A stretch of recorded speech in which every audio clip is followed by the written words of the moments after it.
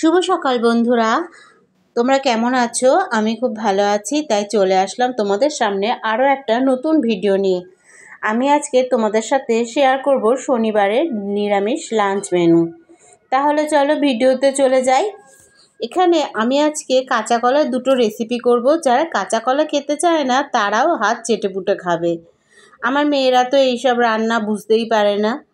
এখানে আমি আলু ডুমো করে কেটে নিয়েছি, আর মশলার জন্য আদা, কাঁচা লঙ্কা, টমেটো নিয়ে নিয়েছি, আর দুটো কাঁচা কলার একটা আলু সেদ্ধ করে নিয়েছি। আর মশলাটা আমি আগে মিক্সিতে করে নেব। আর সমস্তটা গুছিয়ে নিয়ে রান্না করতে কিন্তু একটু দেরি হয় না।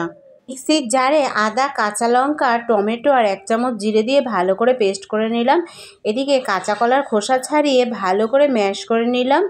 আর এই খোসাগুলো কিন্তু আমি ফেলবো না, এটা দিয়ে আর একটা রেসিপি করে দেখাবো তোমাদের।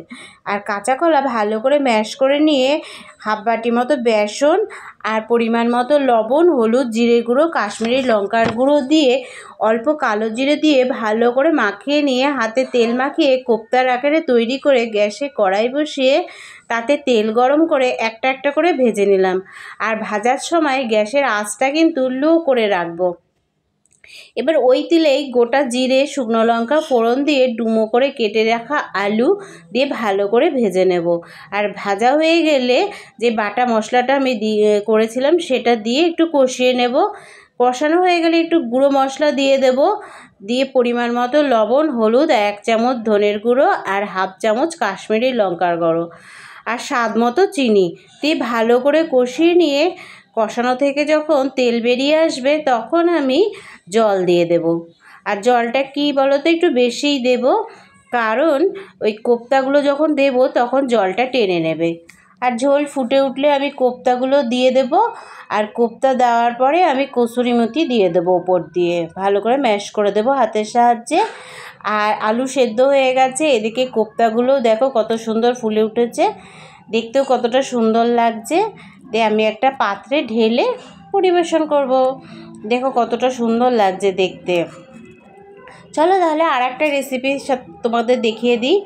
এখানে আমি গ্যাসে কড়াই বসিয়ে তাতে তেল দিয়ে শুকনো লঙ্কা আর কালো জিরে ফোড়ন দিয়ে কলার খোসাগুলো দিয়ে দিয়েছি, আর পরিমাণ মতো লবণ আর হলুদ দিয়ে ভালো করে ভেজে ঠান্ডা করে নিয়েছি। দিয়ে একটা মিক্সির জারে ভালো করে পেস্ট করে নেব। আবার কড়াই ধুয়ে আবার বসিয়ে তাতে সর্ষে তেল দিয়ে দুটো শুকনো লঙ্কা আমি ভালো করে ভেজে নিলাম। এটা গার্নিশের জন্যে ভেজে নিয়েছি। তার দিয়ে ওই তেলেই আমি বাটাটা দিয়ে দিলাম, দিয়ে ভালো করে সাঁতলিয়ে নিলাম। যতক্ষণ শুকনো না হয় ততক্ষণ আমি সাঁতলাবো। দিয়ে একটা বাটিতে আমি তুলে নিলাম, তুলে নিয়ে ভাজা শুকনো লঙ্কা ওপর দিয়ে ছড়িয়ে দিলাম। আর দেখো কতটা সুন্দর লাগছে দেখতে। আজকে দুপুরের লাঞ্চ মেনু আমার রেডি হয়ে গেছে। গরম গরম ভাত, কাঁচা কলার খোসা বাটা আর কাঁচা কলার কোপ্তা কারি দিয়ে বরমশাইকে দিয়ে দিলাম। খেয়ে বললো খুব সুন্দর হয়েছে। এখানে আমিও নিয়ে নিলাম, আমিও খেয়ে নিলাম। তোমাদের যদি আমার ভিডিওটি ভালো লাগে তাহলে একটা লাইক, কমেন্ট, শেয়ার করে দিও। আজকের মতো টাটা বন্ধুরা।